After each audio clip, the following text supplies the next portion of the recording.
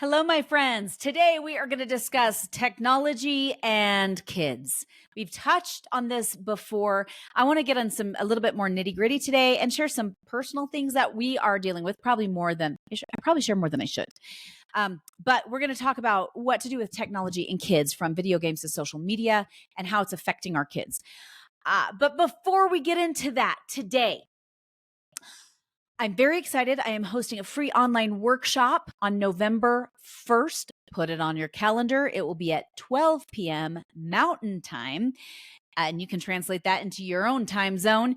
But we're going to be talking about tips and tricks to make the season magical and take out some of the stress of the holiday season. And so I'm excited for that workshop because there's some very specific things that we can do to increase the wonder and the magic and the enchantment of the season, while at the same time eliminating some of the stress, which I know is something that all of us want to do each holiday season. So I'm excited for that. If you're on YouTube and you haven't liked or subscribed this channel, please do, so that you can get more reminders of when we have upcoming podcasts. Also, my Etsy shop is up, a snarkyhomeschooler.com. I specialize in snarky t-shirts for the homeschool mom. I am adding other designs slowly, one by one. So hopefully there's something on that shop that might catch your attention that you just can't. Okay, friends, I am so excited to talk about this subject. Actually, I'm somber to talk about the subject, not excited. I feel like we need to discuss it. And it's something that hits near and dear and sometimes a little too close for home with me. If those of you who've been listening to my podcast for a while, I do share about what I deal with on a daily basis, having been a parent who has come out of the system and some of the things that I've dealt with. I think this particular topic is something that it is not just public schooling families that deal with this, but it is all families, including homeschooling families. And it's particularly been on my mind for a couple reasons. We're going to be talking about social media a little bit, which is ironic because while I was on Facebook, there's been on several different homeschooling Facebook groups, actually not even just homeschooling Facebook groups, just some parenting Facebook groups and homeschooling Facebook groups, where I've seen the same type of posts by various parents again and again and again. And it is this. I have a 13-year-old who is addicted to video games. They won't take showers. They won't get dressed. They won't do their work. They won't do their homework. They won't do their da-da-da. They won't do this. They won't do that. All their, what do I do? And so I keep seeing these posts, and they're not by the same person. They're all by different people. And as I've shared before, I have a 12-year-old who loves computer games, who loves video games. Thankfully, he's not so addicted that if I tell him not to play them, that he listens and he won't. And he's a super honest kid. Like, of all of my kids, like, he feels guilty telling lies. So he's very honest. But if I tell him, like, kiddo, get off the video games, he's like, yes, ma'am. But I have to be specific with them. I'm like, and you cannot play computer games either. Like computer games, video games, screen time, YouTube, all of that counts, right? But still, when I get really lax with him, he will play for hours. And so we're learning to curb that. We did a fast this summer of computer games and video games, and that was a great thing. But I want to talk about social media, technology, video games, screen time today, using these two resources and personal experience and things that I felt myself. I'm looking at the books Glow Kids by Dr. Nicholas Cardaras. It was published in 2016. And then The Anxious Generation by Jonathan Haidt, which was published earlier this year in 2024. And what they talk about. And so I'm just kind of going to get a synopsis of the books, both of which are really, they're really good books. So I'll put links in the show notes below. If you want to get those books, you can also check them out from the library, but there will be links if you want to order these books. I listen on Audible. It just is easier for me to listen on Audible. So I think it's interesting because when Dr. Cardaras wrote Glow Kids in 2016, he started talking about his concerns about smartphones, his concerns about video game addictions, and his specialty is addiction. And when I first looked up this book, I kept finding all these reviews about this book is zealous in its nature and video games aren't addictive and they don't cause, he has faulty research and all of this stuff. Other people really liked the book, but there was a lot of negative reviews about the book because people were like, he's over exaggerating the effects of screens on kids. And yet here we are years later, and we know the effects of screens on kids. They have, smartphones are a recent experiment. And we now know the effects of screens on kids.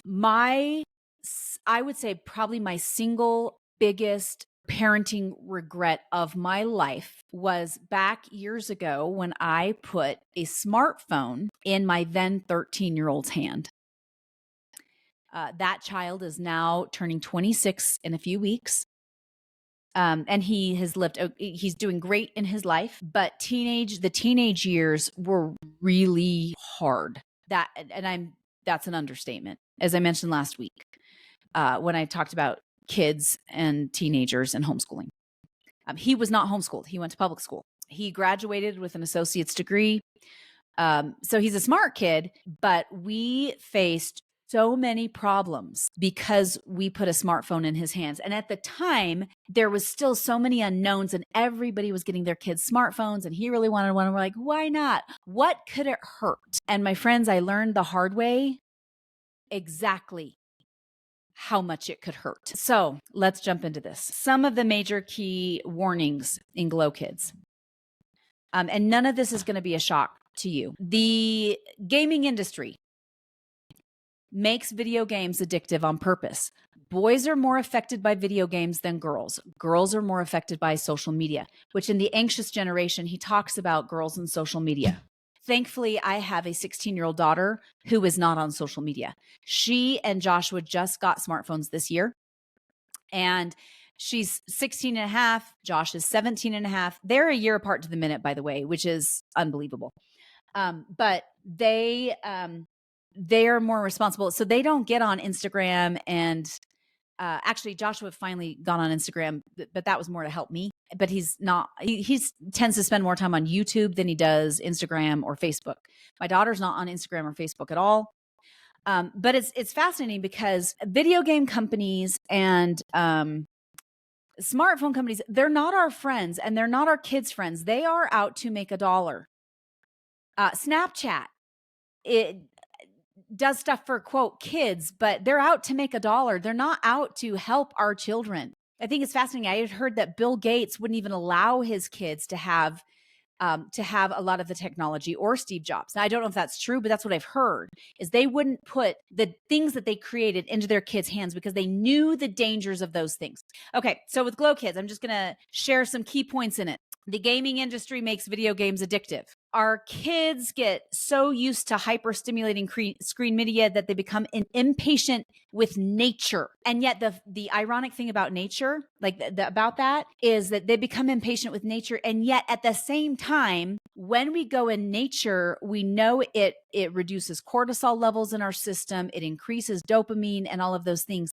But yet, video games affect their ability to be in nature because they get impatient with it. Okay. And by the way, I pulled the brief synopsis. I've read these books, but I pulled the synopsis from betterscreentime.com. So this will also be linked in the show notes. Exposure to the imaginary is actually dulling our senses. And so our kids are not able to use their senses as much as they were prior to using screen time. We think that our kids, if they don't know how to use technology, that they're going to get behind. However, they found the opposite to be true, that no kids are going to lag behind if we wait to put screens in their hands. Some people are more likely to be addicted to things and susceptible to addiction than others. Y'all, I have a grandfather who is addicted to alcohol. I don't drink. I'm glad I don't, because I know that's in my body, that addiction, like that prone for addiction is there. I'm not about to go there. Now, Celsius, I'm trying to kick the Celsius habit right now, and that's bad enough. So some people are more prone to addiction than others. I even look at my kids, and there's a couple of my kids like not addicted to screens, and others that are more prone to that addiction. I see that. As a mom, I see that. Okay. When we use technology, we get dopamine hits. Well, I see that as a parent. Being on Facebook, when I make a comment and get likes, I get dopamine hits, right? When children, as people, we are social people. When we isolate as human beings, when we are isolated too much, it puts us in cages essentially, and it makes us more susceptible to addiction. So even our severe introverts, like, we need to be around people sometimes. By the way, I'm not an introvert. Well, I consider myself an extroverted introvert, but really I'm not an introvert. I just pretend. We need to prioritize one of the things that they said, prioritize good teaching over technology, because a lot of teachers use technology in the classroom, which made me chuckle. Like, my kids told me that their teachers, especially their math teachers, would use Khan Academy all the time instead of actually teaching the lessons. They show them Khan Academy. I'm like, why even go to school then? Like, just homeschool if you're going to use Khan, by the way, which Khan Academy is great. But being online all the time is not helpful. Like, they need the interaction face to face with us. We don't have to teach everything, right? We can utilize online math programs and we can utilize all those things, but that shouldn't be the end all be all. They need face to face interaction with us as parents, with tutors, with people.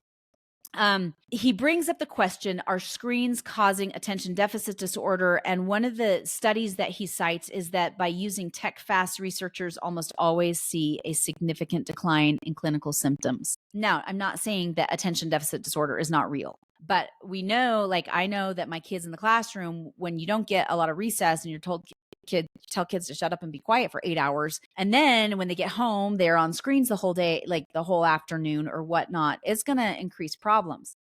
I do have children with ADHD. Those kids, one of them is an adult now, and he knows that he has to get exercise to help that. And he also is very intentional as an adult to not have too much screen time, not to play video games very much. Like, he is self-aware enough to curb that. But what they have found is that legitimate tech fasts decrease symptoms of ADHD.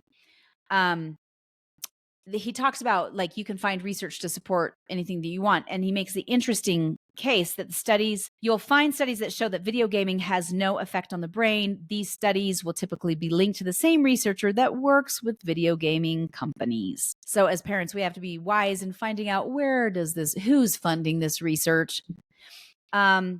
And then he makes the point to always prioritize reading in your family. We've talked about read alouds over and over and over again.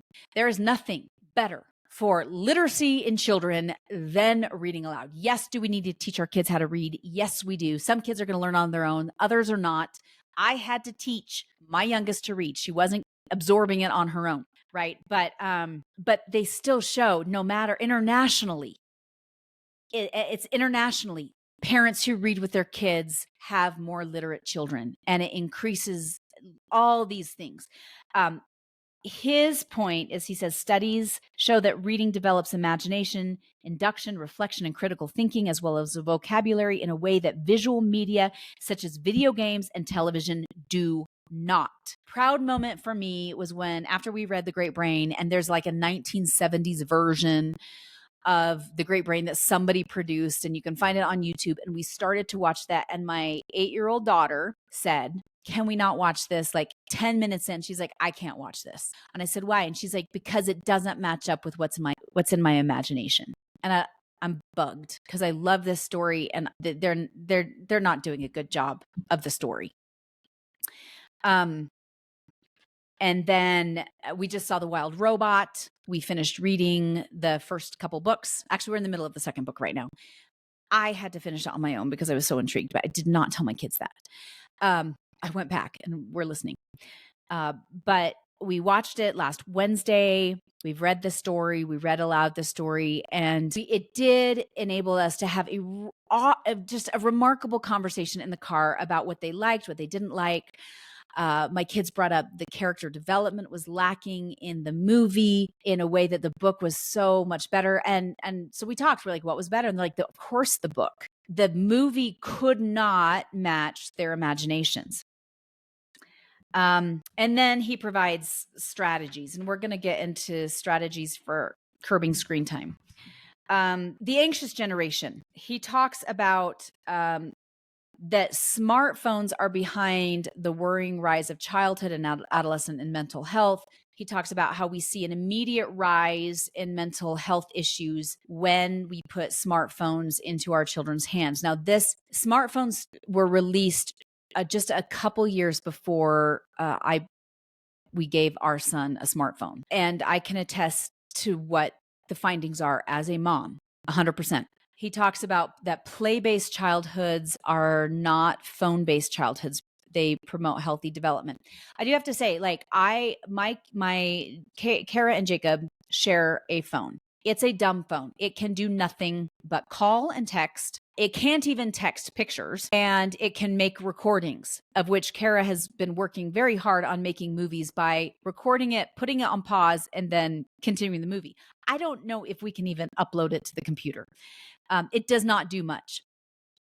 And in some ways, I'm not super excited that we gave her a dumb phone or allowed her to share the dumb phone with our 12-year-old, because she calls me all the time, like 50 times. Be like, hey, what you doing? I'm like, remember how I told you I had an appointment? Is this an emergency?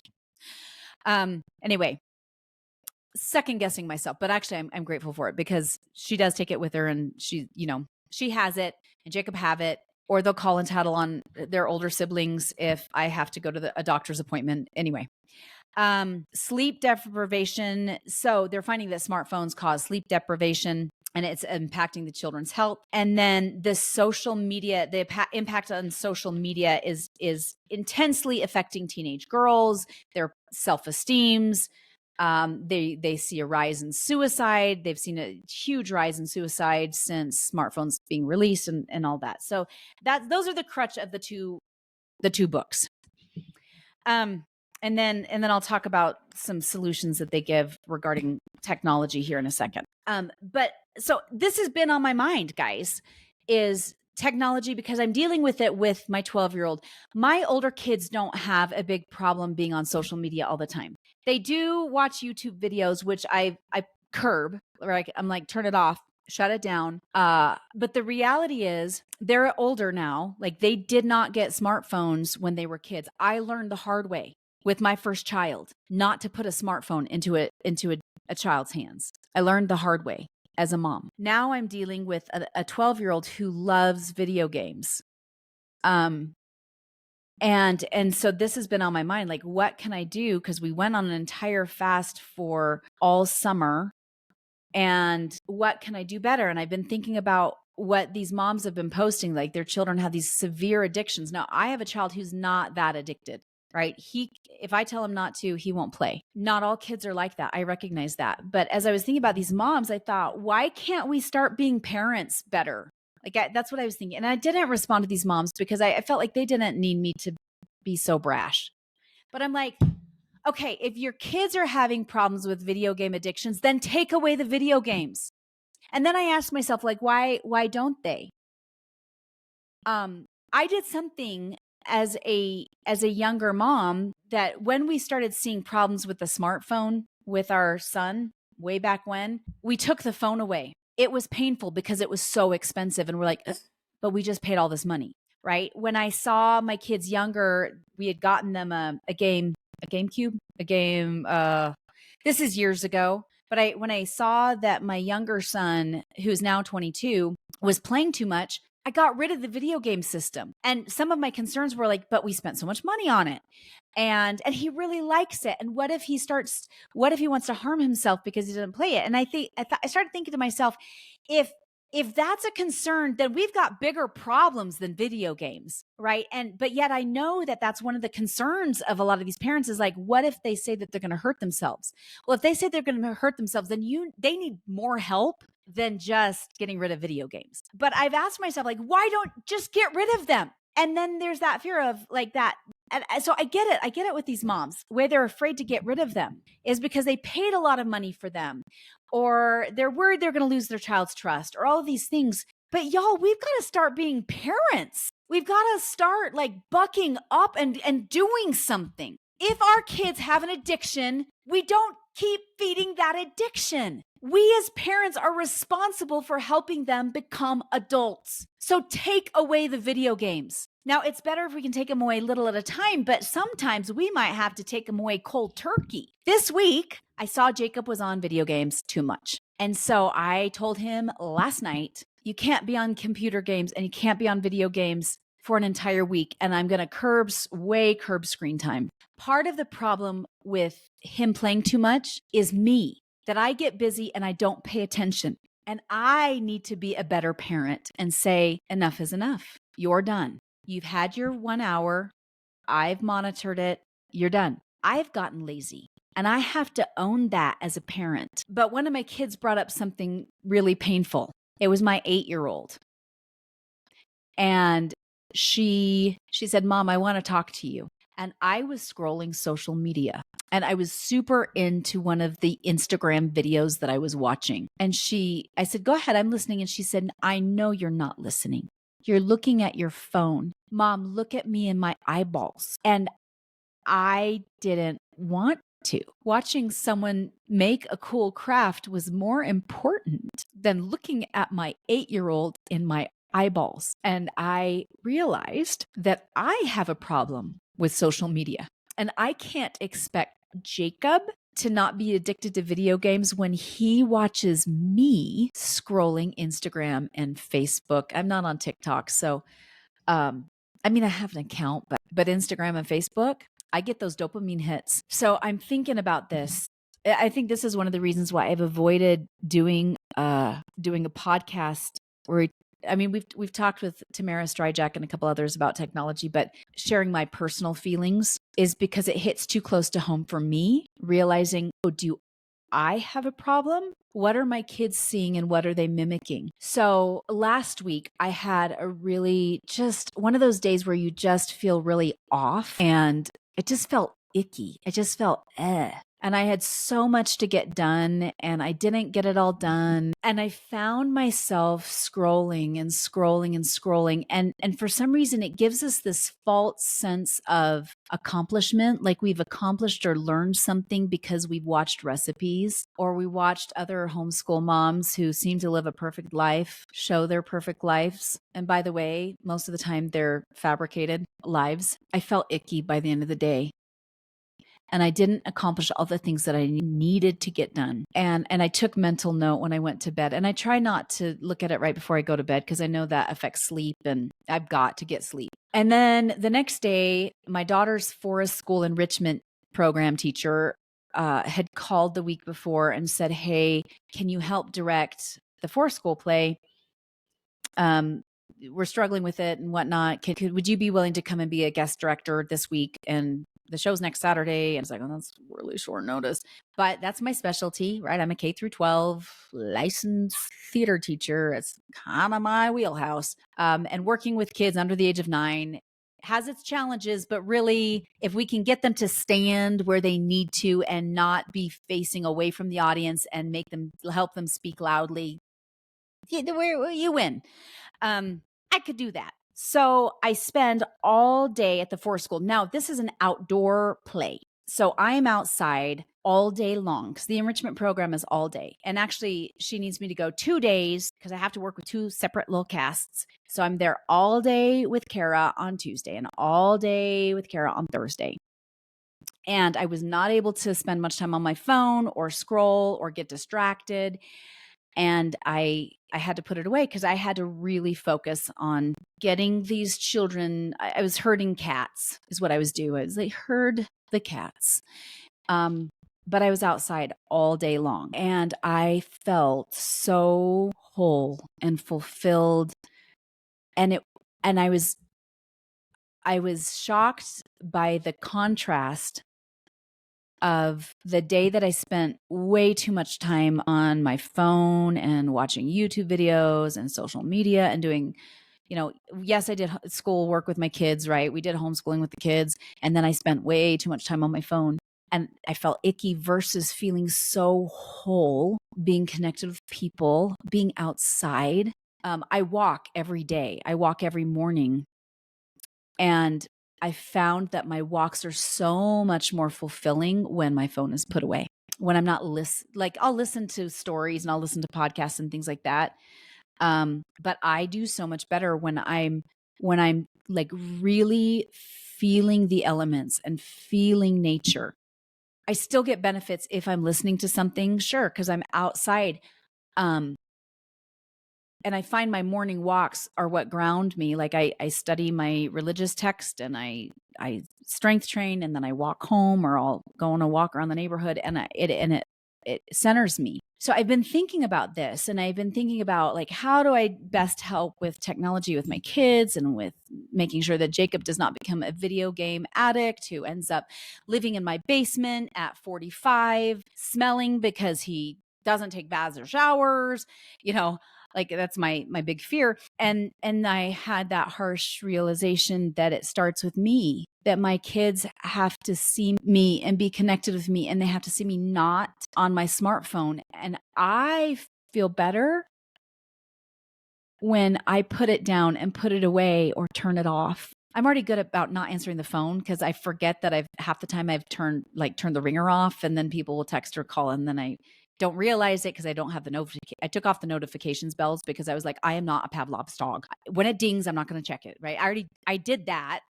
But I still feel that dopamine hit. So I'll check Facebook, and I'll even go on and check, like, did I have any more downloads on my podcast? Did I, look, there's somebody besides my mom that has subscribed to me. My mom and my sister, yay. But it's been a harsh realizing that I need to be better for my kids, that they follow our examples. And maybe you don't have a problem with that. Maybe you're like, nope, not a problem. So I'm speaking to myself that we have to put down our smartphones. We have to be the example to our kids first. We have to do it first and teach them by example. And then if there are problems with our kids, we have to be the parent and limit them. I cannot expect my 12-year-old all the time to pay attention to an hour, even when the timer goes off and the hour is up. I still have to, yes, they've got to have autonomy, right? But when they're little and they're younger, they still need us to help them with accountability. They do. So first, they need to see our example. Second, we need to help them be accountable. Third, we've got to be the adults.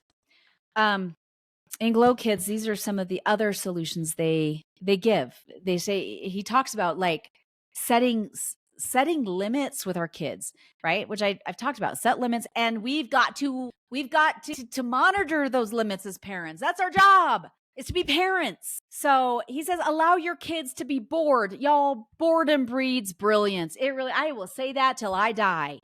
This morning, Kara's like, what can I do? And I said, we have a bunch of Amazon boxes, because I've been ordering Christmas presents early. I said, we've got Amazon boxes. So go play with them. Go use them. Go build something. I want you to be so bored that you do something. So that's the first solution he gives. And I want to share this before I go on with the rest of the solutions that he gives. Last night it was a couple nights ago, I had this realization, and I shared this with Jacob. And I realized that because I was allowing him to play computer games and video games so much, that I was robbing him of creativity. Because during those times that he could have been bored, he could have been brilliant.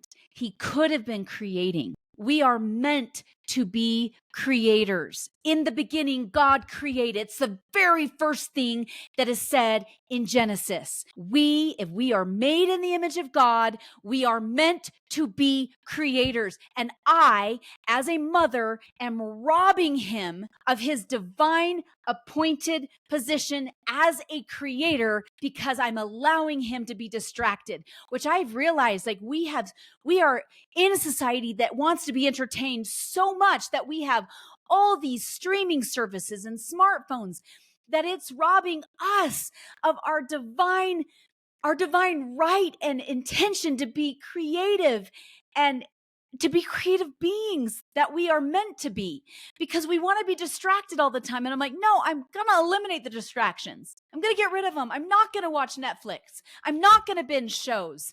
I'm not going to do that. I'm not anymore. I want to be a better example to my kids. And I was robbing that kid of creativity because I, as a mom, allowed him to spend hours playing computer games and video games. That's my fault. And I'm repenting today. Actually, I repented last night because I said, you're done with computer games and video games for a week, and then we're going to reevaluate. And he said, yes, ma'am. So he and Kara right now, as I'm recording this podcast, are playing a board game. And my older kids were helping with a move of somebody. They're in the other room. And I do have a sign on the outside that says, do not disturb. And they know, don't disturb me while I'm recording in my little home office. It's so professional. Allow our children to experience life, like ride bikes and crash or run to a friend's house. That's one of the points that he makes in the anxious generation, is that we way overprotect our kids physically and we way under parent online.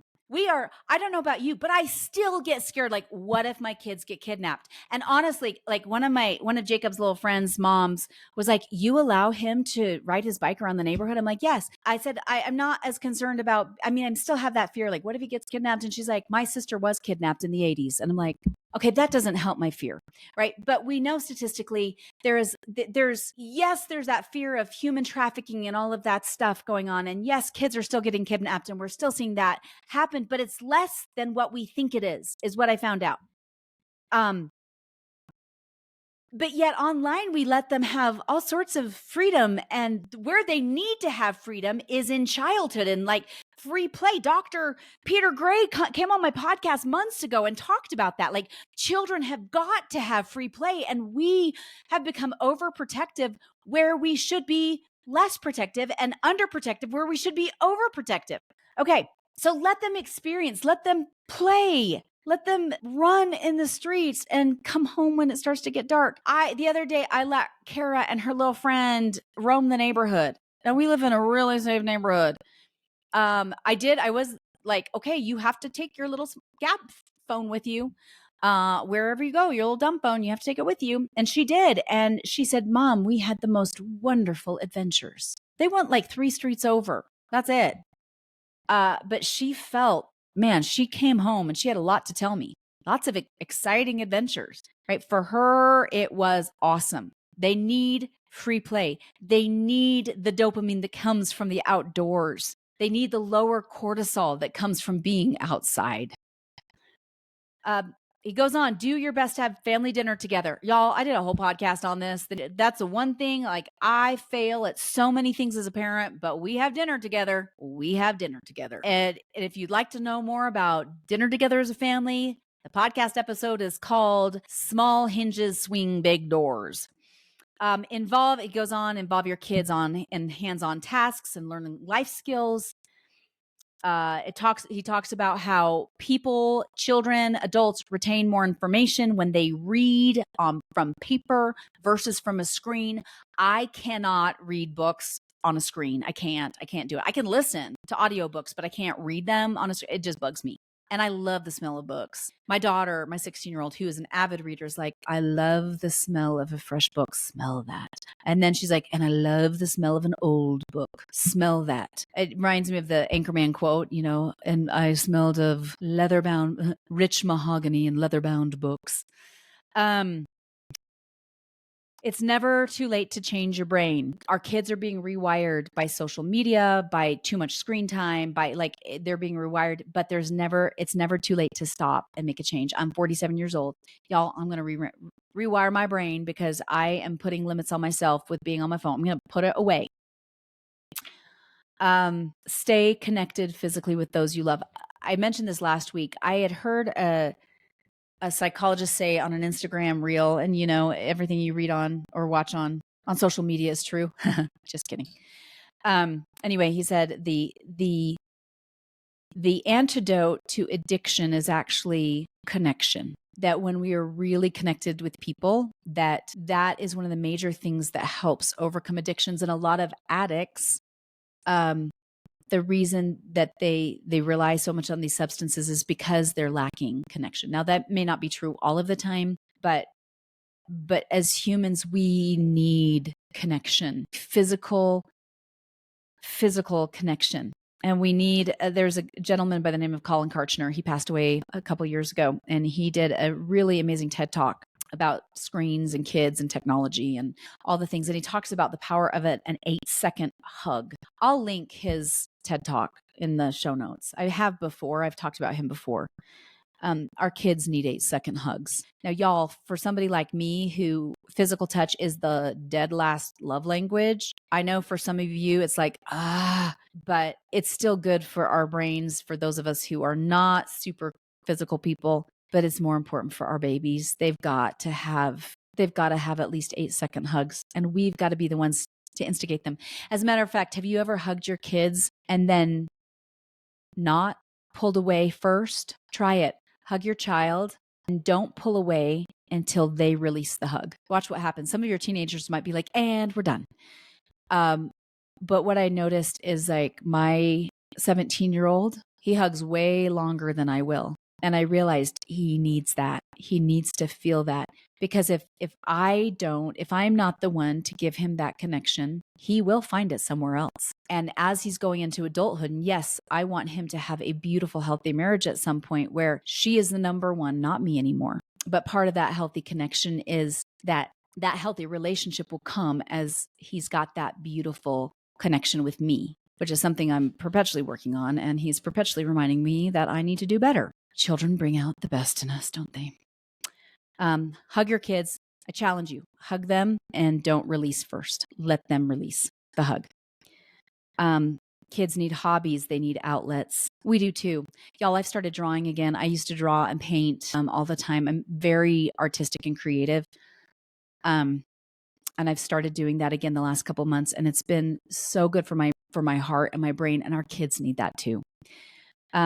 He says in situations where kids have become addicts, full digital detoxes have been very effective. Cutting down bit by bit is usually better than going cold turkey when possible. Spend time in nature and allow for unstructured play, right? This is nothing new. And then he talks about digital vegetables, where there's time that technology is really good. Like when they're creating something, like they're building something, they're creating something with technology.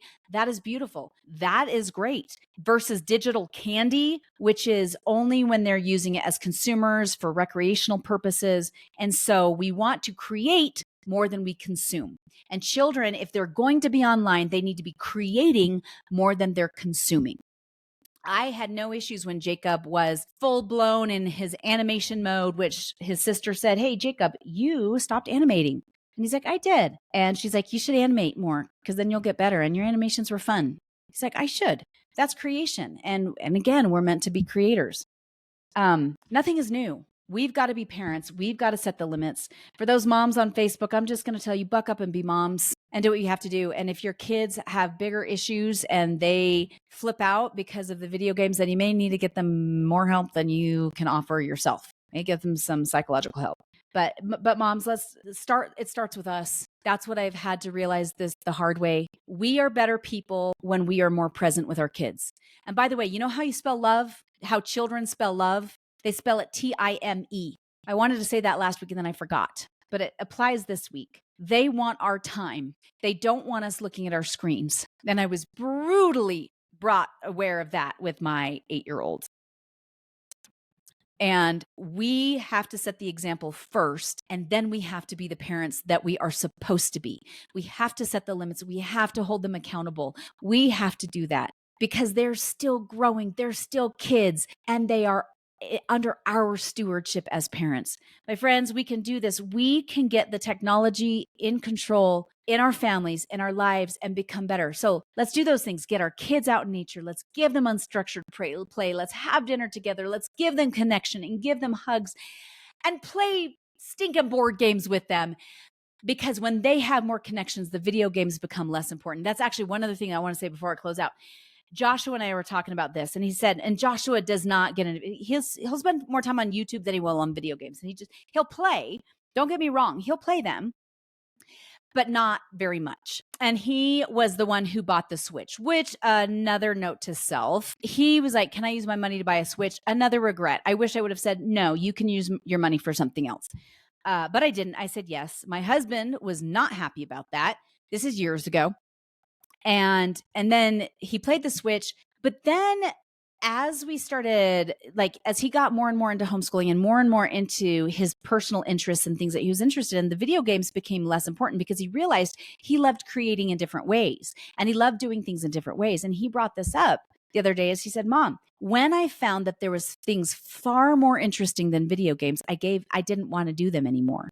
And he goes, that's the problem right now is right now, Jacob likes playing video games because he needs more interest, like he needs to be encouraged in more interest, and he needs you more, which again is one of those humbling times that I'm like, oh, I failed again. But we can learn from our failures and we can be better. So set the example, be the parent, get them outside, get them connected, be with them, spend time with them, love on them, give them unstructured play, and watch the mental health issues in our own kids get better and better and better.